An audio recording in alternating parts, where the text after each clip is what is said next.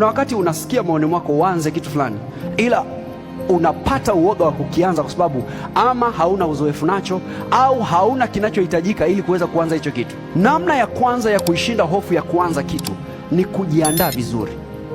Lakini kuna wakati hata baada ya kufanya maandalizi yote duniani unayojua kujiandaa, hofu bado inabaki pale pale. Inapokuja kwenye haya mambo ya kutembea kwenye kusudi la Mungu, utataka uingie mahali ambapo hata ukijiandaa vipi, unaona kama maandalizi yako hayatoshi hivi, kwa kuna kauoga fulani ndani yako. Namna ya kushinda hofu ya kuanza unapokuwa unaogopa ni kuanza hicho kitu pamoja na kwamba unaogopa. Hivyo hivyo na hofu zako, kianze ukiwa njiani kwenye kufanya, ukaanza kuona neema ya Mungu inakusaidia. Umepiga hatua ya kwanza, kila hatua unayopiga inakusaidia kujua unaweza ukapiga na ya pili, unaweza ukapiga na ya tatu. Kwa hofu haitaondoka mpaka siku umeanza. Kuna hofu inaondolewaga na matokeo. Ukisema usubiri mambo yote yakae shwari, hiyo siku haitatokea. By the way, unaweza usijue una nguvu kiasi gani mpaka utakapoanza kufanya ambacho Mungu amekwambia uanze. Sisi tunatakaga tuwe mabingwa ndio tuanze. Kumbe tunatakiwa tuanze, alafu tukiwa kwenye mchakato wa kufanya ndio tunakuwa mabingwa. Siwezi kuanza biashara mpaka nipate uzoefu. Utaupata wapi sasa? Kwenye ajira. When you step